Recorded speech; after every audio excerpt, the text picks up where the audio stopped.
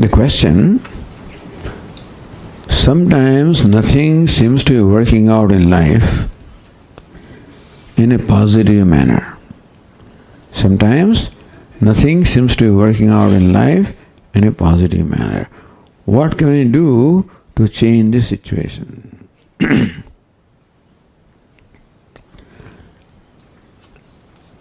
Well, it is not, we are not sure as to what we can do to change the situation. Do what you can do to change the situation, depends on the situation.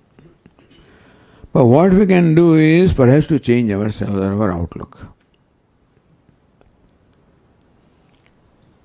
That nothing seems to work out, meaning that things do not seem to happen according to my expectation.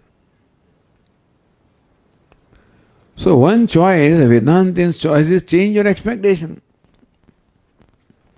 Situation is what it is. So either I retain my expectation as they are and expect the situation to suit me, or I accept the situation as reality and try to harmonize my expectation with that. That's called prasada buddhi. Prasada buddhi is the graceful acceptance of what is. Graceful acceptance.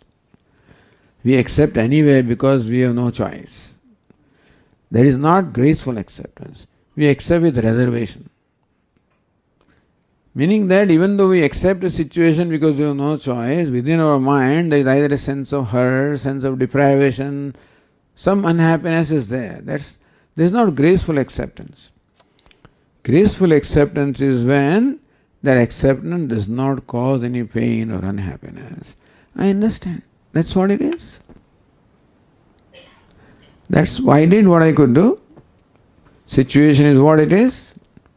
And therefore, maybe that's what is meant to be. That's what Ishvara maybe is trying to teach me something. And so we can only learn from an experience and then ask ourselves that does the experience want me to change something, do something else? I mean, this is such a general question that there can be only general answer, you know. If it is a specific question, there can be a specific answer. But then, what can we do to change the situation? I do not know. You may know better than me as to what can be done to change the situation, because whatever situation is, that is best known to you. But what we can suggest is, if you can change our outlook towards the situation. And we have branded the situation as not acceptable to me.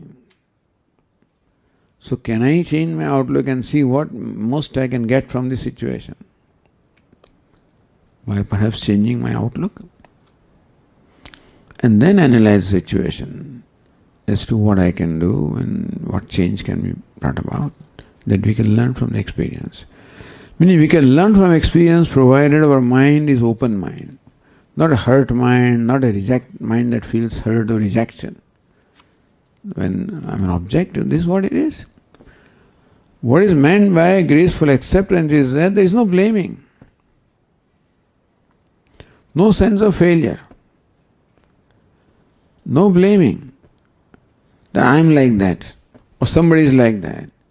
So I blame myself for what has happened, I blame somebody else for what has happened, or I brand that as unfortunate, as a failure, without any of these kind of things.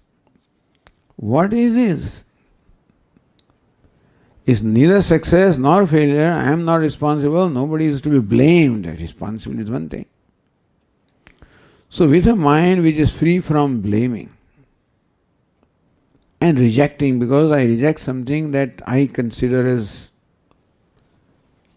not is a failure, not success. So without any of those reactions, looking at the situation, objectively looking at the situation, then we will perhaps be able to decide what to do in a given situation.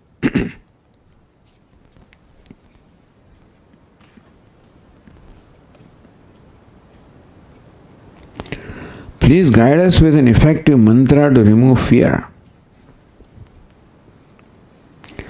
If you want a mantra for fear, then Anjaneya Hanuman is a god. I mean, every devata can make you free from fear, any devata. But still, some of the devatas like Hanuman, he's associated with valor, with fearlessness. And so we're very thought of Hanuman, remembering him. And his mantras are many. Simple Om Ham Hanumate Namaha. The specific mantras also about Hanuman. But that goes with other deities also. You can repeat mantra of your own Ishta Devata. Durge Smrita Harse Bhitam Ashesh Janto. But Durga, it is said that, oh Durga, when you are remembered, you remove the fear of everybody, whoever remembers you. And so, Sarvaswarupe Sarveshe Sarvashakti Savanvite Bhayabhyastrahino Devi Durge Devi Namostute. Durga mantra is there. Sarvaswarupe Sarveshe. You are in all the forms. You are the Ishwari. You are the Lord of all. Sarvaswarupe Sarveshe. So, and then you have all the powers. Bhayabhyastrahi. Please protect us from fear. So if you are a Devi Bhakta, then this mantra is there. Hanuman Bhakta, that mantra will be there. If you are Rama Bhakta, that mantra will be there. Whoever is the Ishta Devata, there are mantras available for seeking protection from fear. Apadapahartaram, Dhataram, Surasampadam. So, Artanam, Artihantaram, Bhitanam, Bhitinashanam, Dvishatam, Kalanandam, Ramachandram Namamyaham. Artanam, Artihantaram, one removes the arti or pain of those who are in pain. Bhitanam, Bhitinashanam, one removes fear of all those who are fearful. And so, depending on who your Ishta Devata is, if there is none, then as I said, Anjaneya, Hanuman, is an ideal one for removal of fear. Tum rakshak kaho ko darna. When you protect me, then where is the fear? Hanuman Chalisa says that.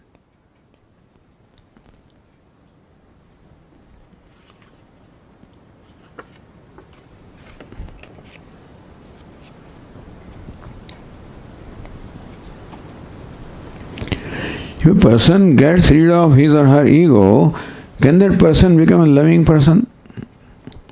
Very much. Loving person he or she is.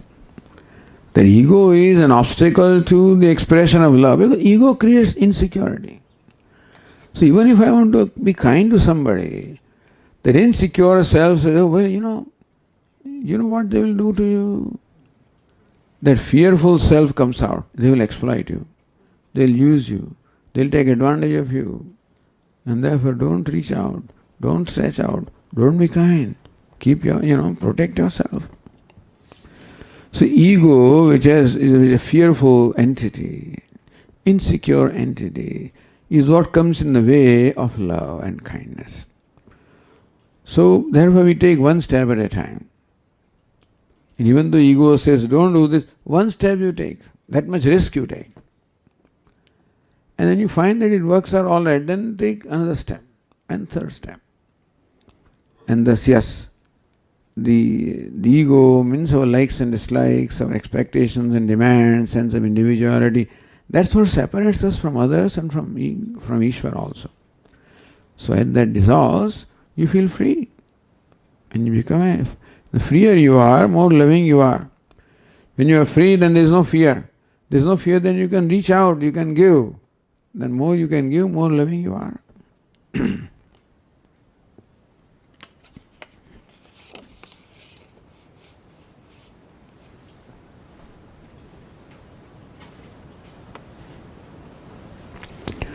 How does age work? That's interesting. If you raise one finger up, how does that work? How does age work? First I read ego work, but now I see it as age. How does age work? I don't know. Doctors can tell you better than I can. How does age work?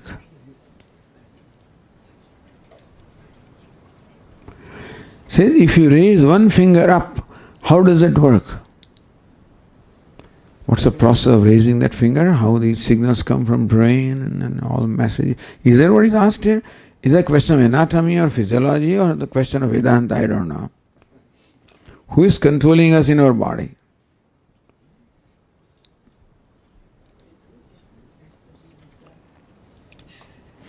Maybe, perhaps a one-to-one discussion with this person may be more helpful to understand where these questions are coming from, what is the concern, and we may be able to perhaps more intelligently respond to this. Because I am not very clear about the intention behind these questions. And so I should understand the questioner, from where the questions are coming, then we will do more justice to answer these questions.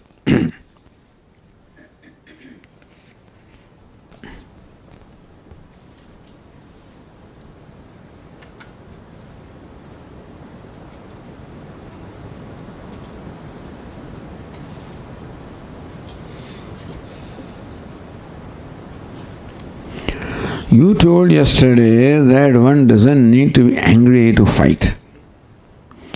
See, this was in context of fighting the battle. Like Arjuna has to do this as a part of his duty. Then, is it not that in order to fight a battle you should get angry? How can you fight without being angry? But that's what Lord Krishna wants him to do. Fight without getting angry. Anger is because of a aversion or hatred or dislike for that person. Anger is, then of course I do something out of anger, but that would be more a reaction rather than action. Whatever we do, if it is done deliberately, this is likely to be a proper action. When anger controls me, that I am not a deliberate person. The anger decides what I do. And ideally, I guess it would be difficult to fight without anger in general for an ordinary person. What Lord Krishna wants out of a yogi is to be able to do what you are required to do with mind enjoying equanimity, to success or failure. Meaning that you don't fight for revenge. You're not fighting to retaliate. You're fighting to protect a value. So you're fighting against adharma rather than a given person. That's why you can stick to dharma while fighting also. And it's a pretty very difficult thing to do. To fight on one hand and have no anger is a very difficult demand. But that's what Lord... So perform an action without being concerned about the reward is a very difficult thing to do. Lord Krishna says, may you perform your actions without being attached to the outcome. But usually the outcome is a motivation for performing an action. So the only way I can remain objective with reference to outcome, if it is not the outcome that is motivating factor, it is action that is motivating factor. So my commitment is to do what is right, regardless of what the outcome is. In that case, action can be the motivating factor. Similarly also, that this is dharma that I am doing. I have nothing against a person. No enmity towards Duryodhana. No enmity. I mean, there is enmity in my mind, there will be anger and reaction. So can you fight without enmity? That requires a great yogi. What an amount of self-control that person must have to have no enmity and still shoot an arrow. But that's what Lord Krishna wants Arjuna to be. The moment he fights with enmity or anger, it becomes a binding action. The only way the action is binding is I am not reacting. I am acting in keeping with dharma. If Arjuna accepted enemies as they are, should he not forgive them for their ignorance? That's a good question. That's an ideal solution. Is to transform the other person. So love helps, or love enables, or love brings about a transformation of the person. That's called love. It's called transforming love. Love always transforms. If you love unconditionally, other person gets the message that here is a person who likes me or loves me regardless of what I am. And person feels really embarrassed or shameful for whatever defect that person has, because I don't deserve and this is given to me. When somebody loves you unconditionally, you know who you are. You know what your defects or blemishes are. And still when you find that somebody accepts you, unconditionally loves you, then there is a motivation in you to become worthy of that love. And there is a motivation therefore to become free from your blemishes. So love has transformed in many people, and Mahatma Gandhi and saints like that were glorious examples who transform other people with their love. So he would have given this answer, that Arjuna should have loved Duryodhana and transformed him. But that's not the solution provided by Mahabharata. Lord Krishna tried the best to reason with Duryodhana to avoid this battle. So all possible means were adopted to avoid the battle. But Duryodhana was incorrigible, meaning that love also could not. To transform a person like that, you have to be so powerful that he was incorrigible, he could not be changed. The only way that the adharma could be eliminated was by eliminating people who are following adharma. So Lord Krishna says, Paritranaya sadhunam vinashaya duskrutam, for protecting the sadhus or the righteous people and for eliminating the wicked people. So only way to eliminate adharma is to eliminate people who are practicing adharma. But then Buddha came later on. He says, no, with compassion you can transform. Then came Christ, with love you can transform. So later on different means are provided. And ideally, but I don't know what should have been done to transform Duryodhana, we do not know. All that Pandavas did was to follow dharma and suffer as a result of following dharma and sacrifice whatever dharma required. That did not touch Duryodhana at all. So what all suffering Pandavas went through to follow dharma had no effect upon Duryodhana. And so Duryodhana was an incorrigible entity who could not be changed. So only way was to eliminate him. So that's how that solution was adopted in Mahabharata. Ravana was like that only. So many people tried to reason with him to return Sita. It is said in Ramcharitmanas, 19 times Ravana was told, meaning it by different people. But he just would not change. He would not give up. The only option left was, to kill him. So I guess as far as Ramayana, Mahabharata is concerned, that all options were explored to reason with those people, to change them, but they failed. And then only as a last step, this was done. So I do not know whether today also it can be. Even Mahatma Gandhi also, British were, they could not be changed, regardless of what you do. They could not care for how much torture they carried out, how much suffering you did, nothing. It was the pressure of the world ultimately, that made them do what they did. Churchill says, on my dead body, India gets independence.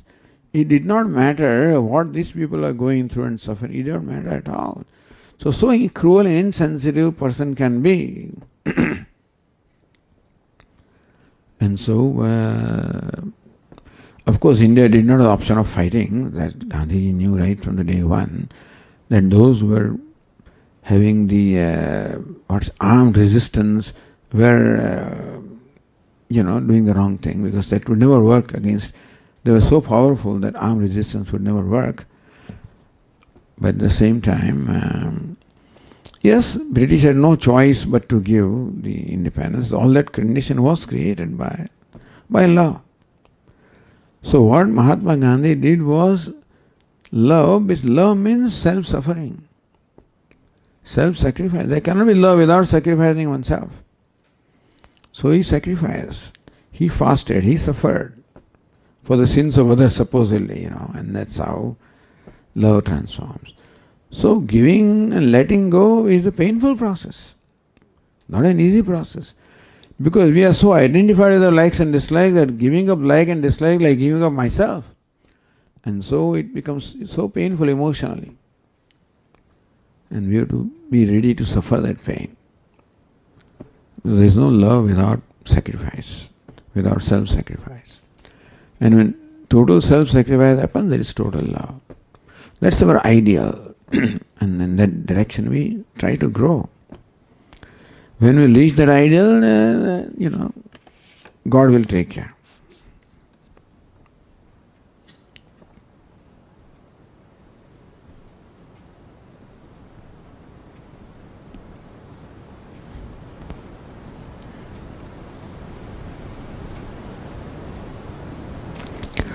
Oftentimes, certain things that bring joy and happiness in our lives tend to bring sorrow or displeasure to our significant others in life. What I like to do makes them unhappy because of different sets of values. The significant others could be elders also, or could be, of course, someone I am related to. But sometimes it is the different set of values which creates happiness in one and sorrow in other. What is called freedom, for example? What is my definition of freedom? And what is your definition of freedom? So I do, in keeping my definition of freedom, which you disapprove. And so that is how what we do can create unhappiness in others. Then if they are significant people, and you care for them, then you don't do something that displeases them. But Swami, that will displease me. Because then I am deprived of my happiness and joy. Not to hurt them, not to make them happy, not unhappy. So that's what is happening in India anyway. Not to make other people unhappy and to be accepted by them, we keep on letting go and letting go. That's not what I mean. But I mean if there is a value that the significant other should be happy with you, and you have value for making that person happy, then you won't feel unhappy by letting go. You see, when I have to let go what I like to do, I become unhappy. But on the other hand, if my value is to make the other person happy, and that requires me to let go something, then I see that person happy and that makes me happy. So if my happiness comes from the happiness of others, then it will be possible for me to let go what I do to keep the other person happy. If my value is to be happy regardless of what the other person is, then conflicts are likely to come. But at the same time I appreciate that it's not easy all the time to do what other people like or not to do what they do not like, because people are very demanding sometimes, not very sensitive, etc., etc. So you take one step at a time. Do what you do wisely, let go wisely, and see how it works. How does one balance the need to obtain joy from that which another may be bothered by? So, as I say, this is a joint project. This accepting others cannot be a one-way street. Has to be a two-way street, where the other person also has to cooperate. It cannot be that one spouse keeps on letting go and letting go and letting go and letting go, and the other one just takes it for granted. It doesn't work. Because when we let go, it is never letting go totally. That is, with pain we let go. When you let go of something, there is some expectation that the other person also would appreciate that. So, because we are not grown to a point that we let go unconditionally. Even when you let go, some expectation remains in our mind. The other person will make a note of that, also appreciate that, also accommodate me, etc. When that does not come, I feel disappointed. I feel hurt. So that letting go process causes hurt to the extent that there was an expectation of karma phala from that process. What creates unhappiness is expectation. So in letting go also there is expectation. There is a possibility that the expectation will not be fulfilled. But we are not yet. Lord Krishna would want us to do that. Karmanyavadi karaste ma phaleshu kadachana. Do what you have to do without expectation of any reward. Meaning that you give what you have to give, without expecting what the other person should do for you. But we are not yet there. Meaning that even when we let go, some expectation always remains.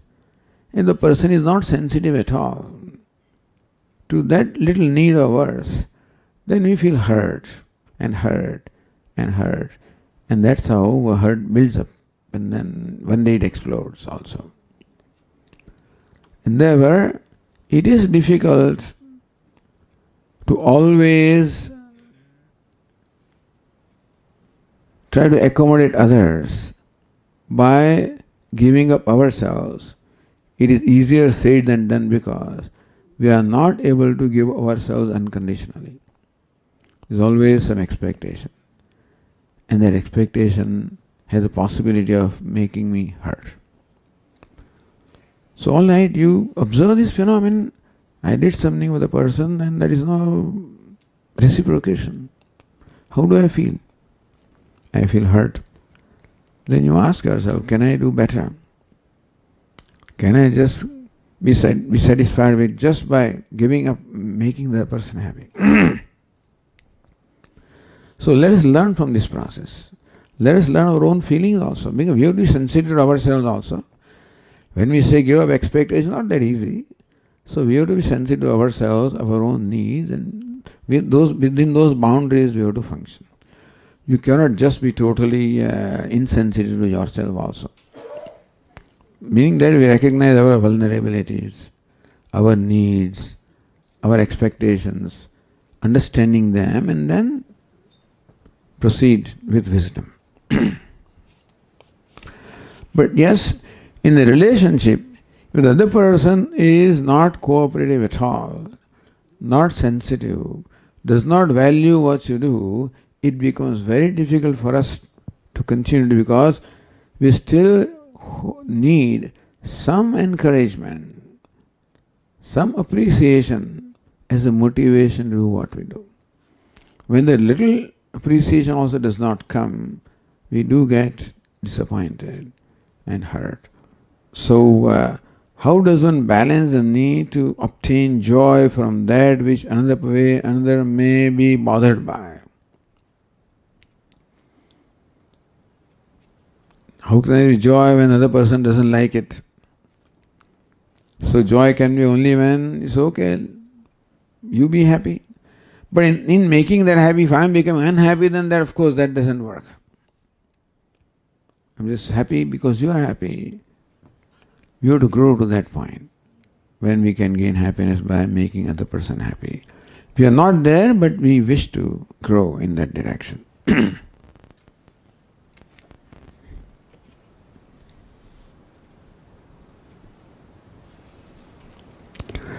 Sukham and Ananda are Sanskrit words for love.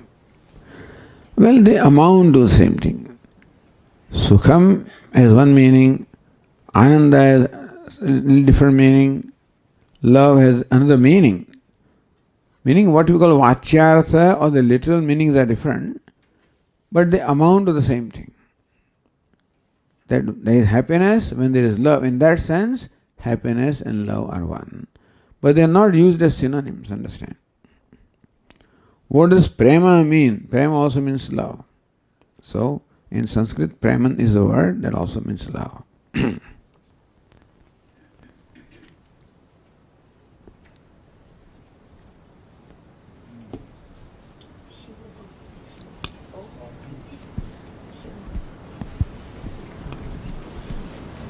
I heard that.